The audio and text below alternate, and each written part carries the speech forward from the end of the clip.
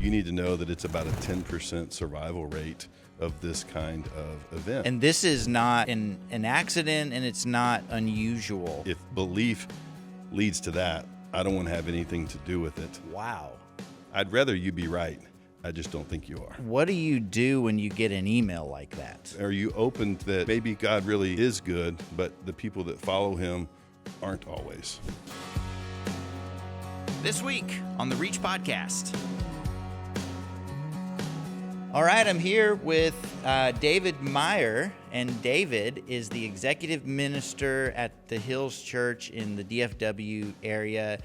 Also happens to be a longtime friend of mine and a great guy, perfect guy to have on the podcast. So, David, thank you so much for being with me today. Yeah, Blaine, I'm excited to be here, and just it's a joy to do this with you, and just thank you for all that you do. So it's awesome. You as well, and we're going to dive into just a cool conversation that goes back a couple years. So why don't you set up this conversation we're going to unpack today? Sure. As you said, I'm at a church, and so sometimes I just get random emails.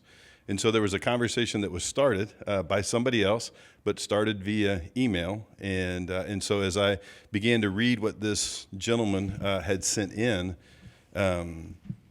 pretty soon my breath was kind of taken away, because he spoke of how much he hated church, that he didn't think God was real, and there was just a whole lot of anger and a whole lot of pain in what he was saying, which I began to understand because he talked about 25 years before, whenever he was a teenager, he was at church, was struggling, and was just labeled, as being satanic, as being a problem, and then ultimately was led to get some counseling, and that counselor abused him sexually.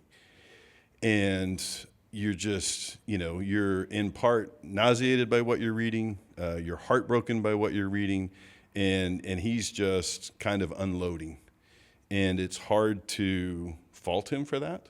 And you certainly, you just like, what do I do with this? And he's saying things like, I don't expect you to respond because I don't think you care. I think all of you guys are, liars and charlatans. I mean, just all these things.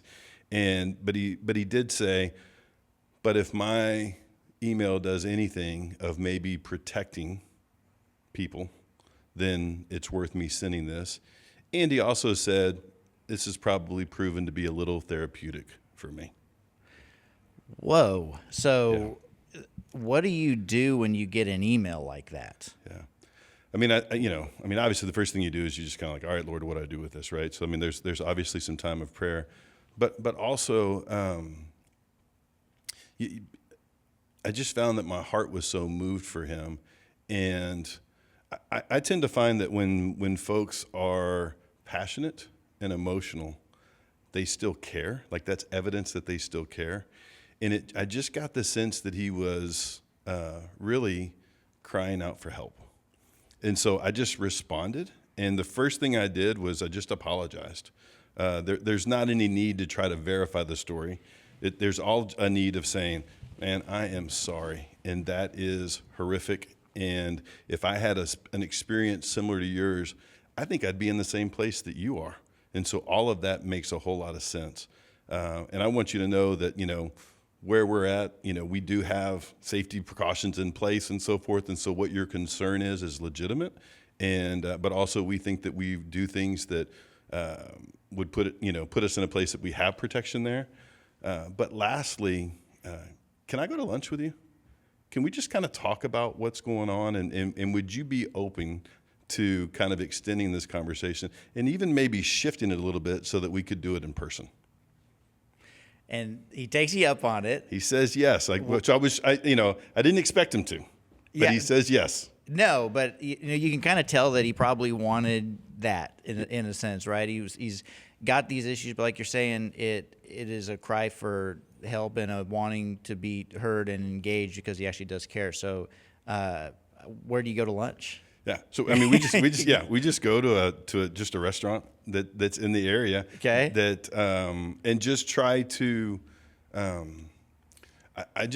wanted him to know that I wanted to get to know him. Yeah. And I just wanted to try to get him in some kind of normalcy.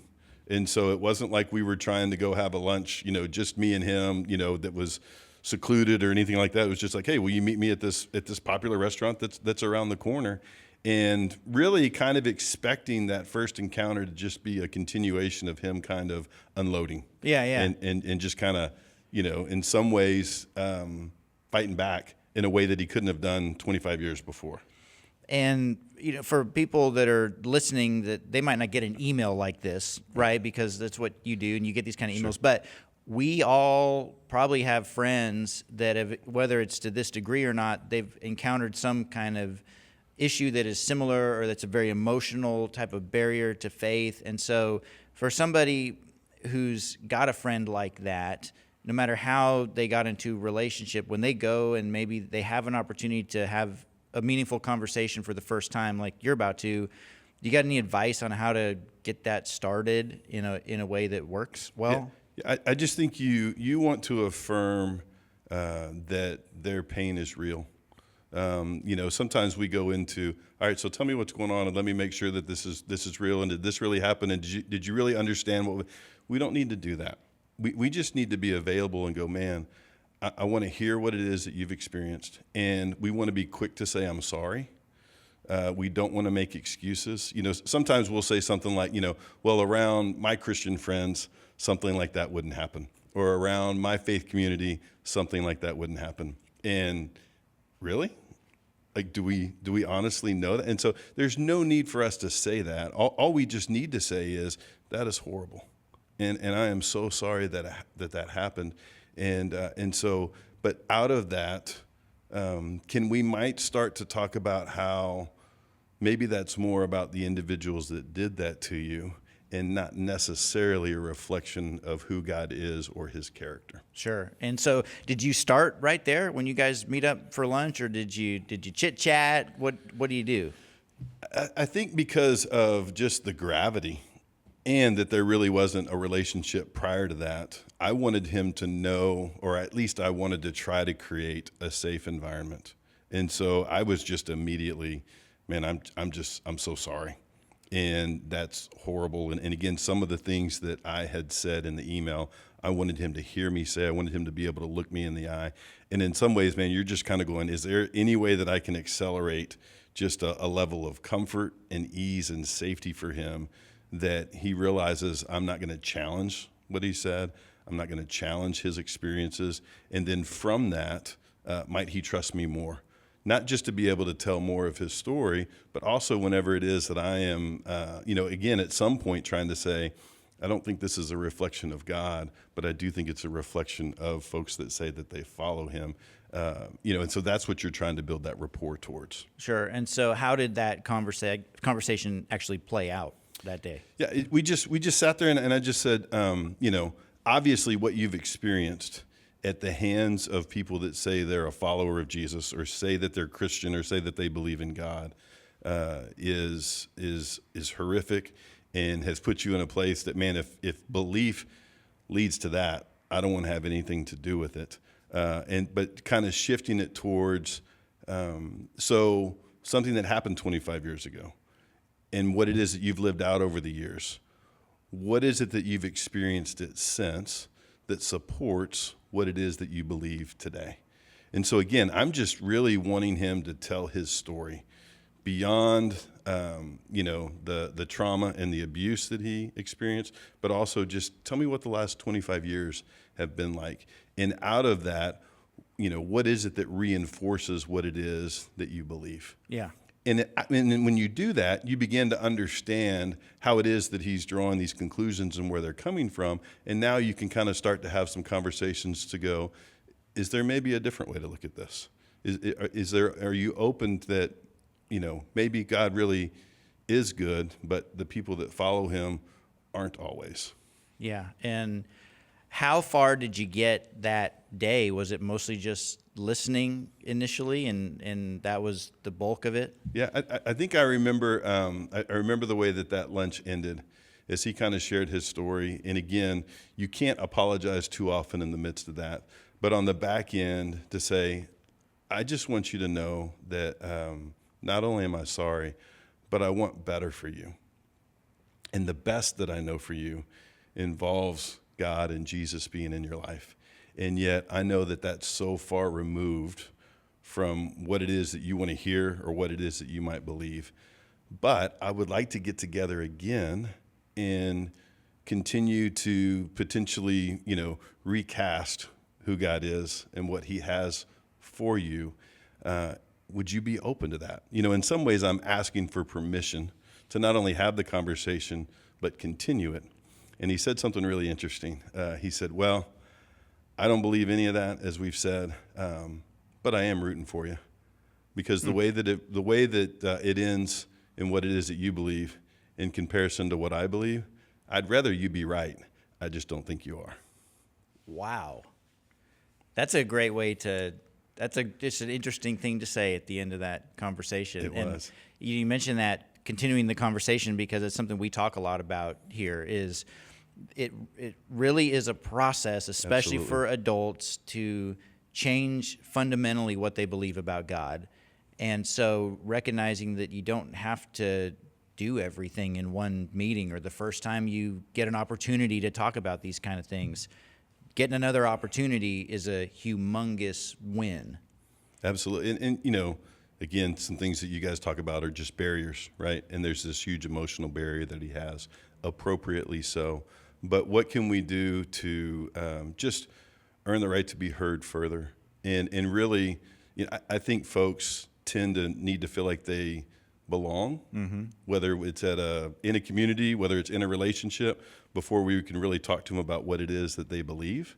And so that's where the focus was, and that's where the emphasis was, of just saying, might he be able to have a relationship with somebody who proclaims to follow Jesus, and he see that as a positive thing instead of something that could lead to his harm. Hey everybody, I wanted to take a moment and let you know that the Reach podcast is brought to you by Search, a ministry dedicated to sharing Jesus through friendships and conversations for nearly 50 years. Learn more or get involved at searchnational.org. So this was a couple years ago, this initial conversation. So catch us up a little bit on how does this relationship progress between you two, also your friend and God, and where's he at today? Yeah, so it's a mixture as your journey, and it can't always be about, okay, let's talk about what you think about God, and let's talk about what the objections are, and all, but it's, tell me about your marriage, tell me about your job, tell me about hard things that are going on. At one point, he was ill that he had to be hospitalized. And so I had an opportunity to go and see him and just visit him in the hospital and just let him know that I cared about him beyond what it was that we were talking about. And in fact, it was because of the care that I had for him that I wanted to talk about these things. And so just as you're kind of doing that, and he, at different times, he's more open than other times. Sometimes I would walk away going, oh, this is going well. Other times I would walk away and go, what am I doing? This isn't going anywhere, and it never will. And again, if I were in his shoes, I don't know that it would ever go anywhere with me. But as we continued on and he continued to get closer, small steps, but getting closer, and really more of that, I really want this to be true because it would change my life. It would change the way that I view myself. It would change the way that I view my kiddos. And then he had another really challenging event, but he had a heart attack. And it was a heart attack that what we would call a widowmaker. Like that's where the problem was in his heart. And so as he's talking to his medical doctors and so forth, they're like, you need to know that it's about a 10% survival rate of this kind of event. And, he's in his mid-40s. So, this is early. All of this is a shock. Doesn't know that he has heart problems, all of these things. And he finds himself in the cath lab, if you will, they're going to check out his heart and kind of see how they can help him. And he is absolutely mortified. And he's just scared. He thinks that he's about to die. He knows he's been having conversations about what life might be like after this life, and he hasn't come to a conclusion yet. And all of a sudden, it just in a very real and urgent way, he couldn't not look at it. And the answer was he was mortified. And what he would tell you and what he's told me is that in that moment, in asking for help, not of his medical team, but of God, he had an encounter with God different than he ever had before, that all of a sudden he knew that God was real. He knew that God was present, and all of the anxiety, all of the fear left his body, and he knew that he was going to be okay. And he knew that what he was about to do, that God was with him. And I mean, it was just an immediate shift for somebody of trying to push this away because it means danger, it means harm, it means trauma, it means abuse, to all of a sudden, God is good. And what I would say is, I feel like it, at least for the first time since he was a teenager, that he had an encounter with God, an experience with God that wasn't filtered through other people. And so he got to experience the purity and the goodness of who God is, and it changed everything. Yeah. Well, and it's the product too of you spent a few years with him. It was about almost a 4-year journey. 4 years of conversations and friendship and all that stuff that came together at a moment where he needed God to show up. And this is not an accident, and it's not unusual as That's we right. find working with adults. This is very common. And what's cool about it, though, is anybody can do it. Yeah. As long as you can be friends. Yeah. I mean, if you don't have any friends, maybe. Yeah. But everybody has friends, and everybody can be a good friend and be in it for the long run because God cares about people, and it's worth it. Yep. And so let me wrap up here, kind of Sure. land the plane for us. So all of that everything we've talked about, what's one major takeaway that you would want everybody listening to remember from what you've shared? Yeah.